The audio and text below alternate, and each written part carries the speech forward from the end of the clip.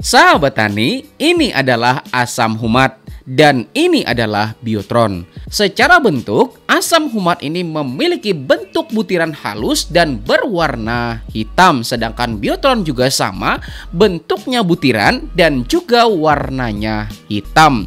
Dan secara kandungan, asam humat mengandung karbon organik berkisar antara 40 sampai 80%. Sedangkan biotron merupakan karbon yang sudah diaktifasi dan juga sudah diberikan pengkayaan. Dan biotron memiliki kandungan karbon berkisar antara 70 sampai 80%. Artinya mirip loh ya sahabat tani, ya kan?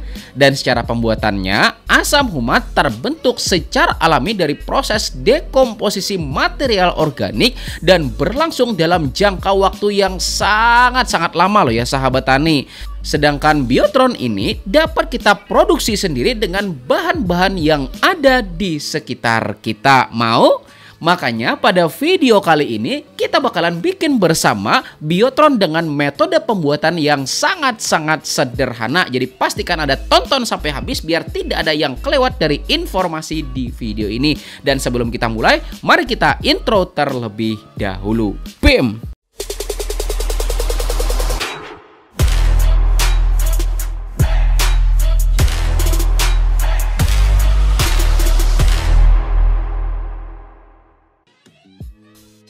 Dan sebelum mulai, klik dulu ya tombol jempolnya, kasih jempol, jempol, dan jempol gitu ya sahabat tani. Mudah-mudahan videonya bisa bermanfaat buat kita semua. Amin. Sahabat tani, ada 5 manfaat yang luar biasa dari karbon organik yang wajib kita ketahui. Pertama, karbon organik dapat membuat tanah menjadi lebih gembur, porositasnya juga menjadi lebih baik sehingga memudahkan perakaran tanaman bisa berkembang di dalam tanah. Kemudian yang kedua, dapat memaksimalkan kapasitas tukar kation tanah karena karbon organik dapat menahan dan juga melepaskan ion-ion nutrisi yang dibutuhkan oleh tanaman kita. Kemudian yang ketiga, karbon organik dapat meningkatkan aktivitas dari mikroba tanah. Kemudian yang keempat, karbon organik juga ternyata dapat menekan pertumbuhan patogen penyebab penyakit. Kemudian yang kelima, dan ini yang paling penting loh ya sahabat tani, yaitu karbon organik dapat menyimpan air sehingga menjadi cadangan terutama pada saat musim kemarau. Mantap kan? Dan semua itu bisa loh kita dapati dari suatu olahan, yaitu namanya adalah biotron. Nah, biotron merupakan singkatan dari biochar 3-in-1, di mana arang biasa kemudian dilakukan aktivasi terlebih dahulu, kemudian selanjutnya diberikan pengkayaan nutrisi baik itu pupuk organik cair dan juga agen hayati. Dan biotron sendiri adalah hasil dari inovasi dari Bapak Budiono, seorang widyaswara dari Balai Besar Pelatihan Pertanian Binuang. Maka, mari langsung aja kita bikin bersama biotronnya. Ayo!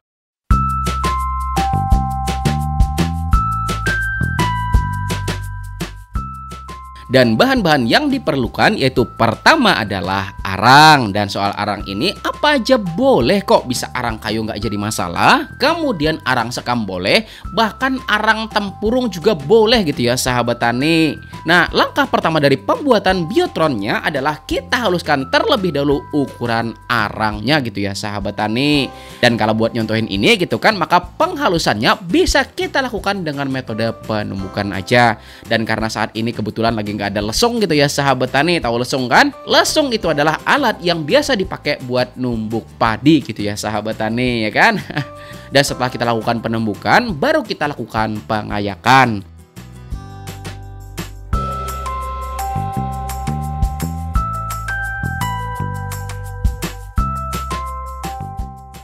Dan hasil pengayakannya kita masukin ke dalam karung. Jika sudah, baru kita lakukan proses yang selanjutnya yaitu aktivasi.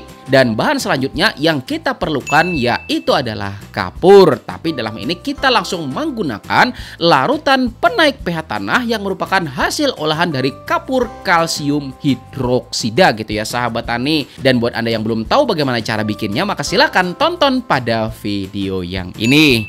Dan dari segi pH, nah larutan ini pH-nya adalah 11,8 gitu ya sahabat tani, tinggi kan?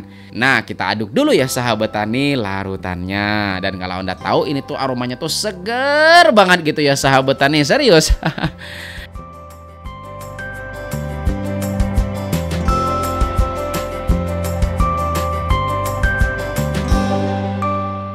Dan kita ambil larutannya sebanyak 10 liter larutan. Dan 10 liter ini boleh kita campurkan antara 70 sampai 100 liter air biasa. Dan buat yang bertanya kenapa pakainya larutan penaik pH kayak gitu kan? Nah karena kita sekalian bikinnya banyak sebagai pengganti kebutuhan kapur dolomit. Nah kemudian baru kita tuangkan larutan penaik pH-nya.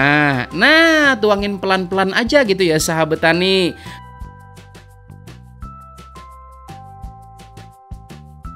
Kemudian baru kita masukin arang halusnya ke dalam larutan. Dan kami masukin langsung aja gitu ya sahabat tani karungnya. Supaya nanti nggak ribet gitu ya sahabat tani buat ngambil arangnya setelah kita selesai melakukan proses aktivasi. Nah karena arangnya nggak mau tenggelam gitu ya sahabat tani, timbul aja terus, maka perlu kita lakukan pengganjelan pakai kayu gitu ya sahabat tani supaya benar-benar bisa tenggelam. Dan kalau sudah tenggelam, baru kita diamkan di dalamnya selama kurang lebih 48 jam.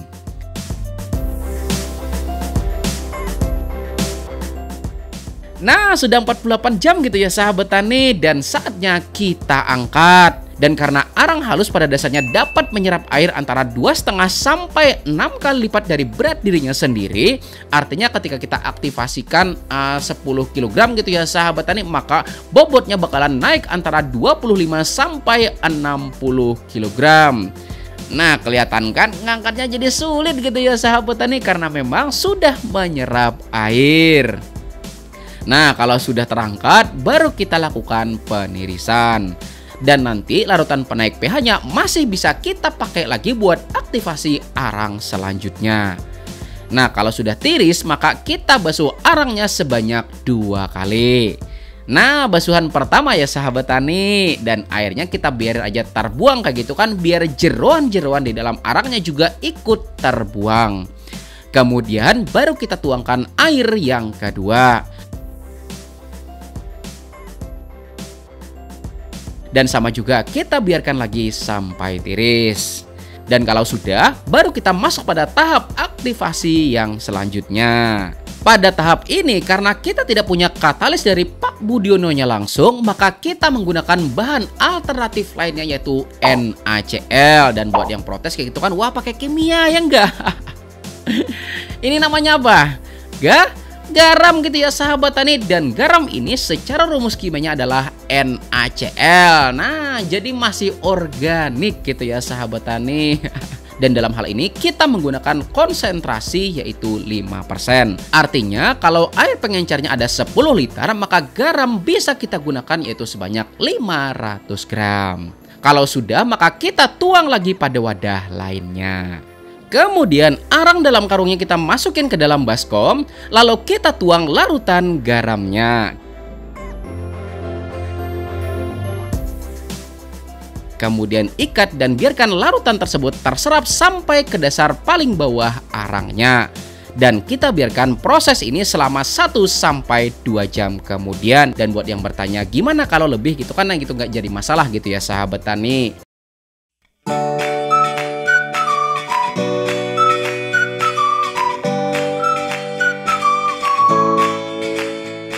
Nah sudah 2 jam gitu ya sahabat tani. Kemudian kita angkat, kemudian kita tiriskan.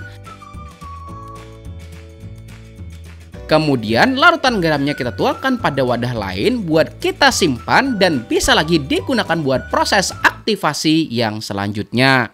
Kemudian arang aktifnya kita tuangkan air sekali lagi buat menghilangkan kandungan NaCl di dalam arangnya. Kemudian kita biarin aja arangnya sampai tiris gitu ya sahabat tani.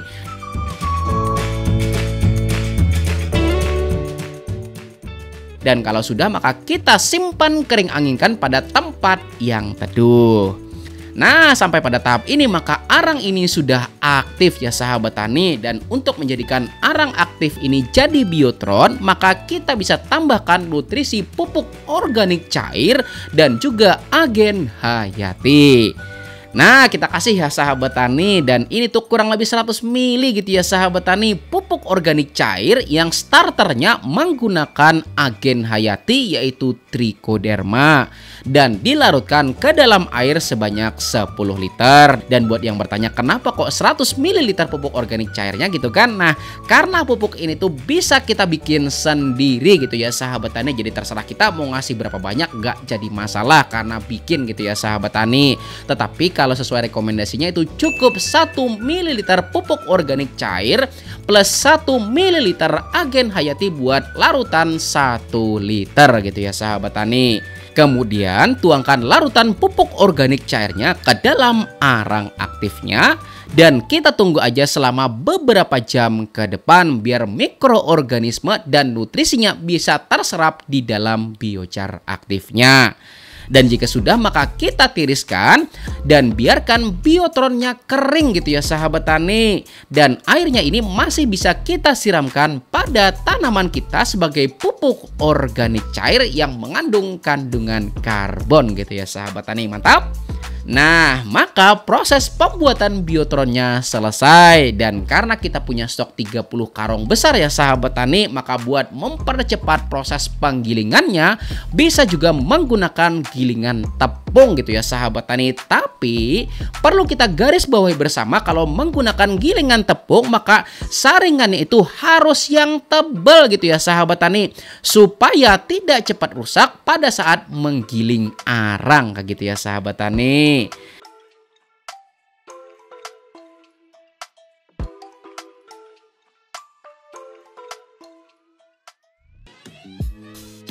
Dan buat yang bertanya dosis aplikasi ke lahannya tuh berapa? Nah, karena kami tujuannya buat aplikasi buat tanaman hortikultura, dan biasanya kalau ngocor itu ya sahabat tani antara 100 sampai 100 ml air, maka per lubang tanamnya bisa kita kasihkan antara 20 sampai 50 gram biotron. Dan buat Anda yang bertanya buat tanaman pangan gimana gitu kan, nah campurkan biotronnya sebagai jaket pupuk dengan perbandingan 4:1 gitu ya sahabat tani dengan pupuk tabur, dan sebarkan merata pada lahan pertanian kita. Dan buat yang bertanya gimana buat tanaman yang ada di polybag gitu ya sahabat tani, nah silakan campurkan sebanyak 2% biotron dengan media tanam yang ada di polybag Anda. Artinya misalnya kalau berat dari media tanam Anda itu misalnya ya sahabat tani 1 kg, maka kita bisa kasihkan 20 gram biotronnya. Oke?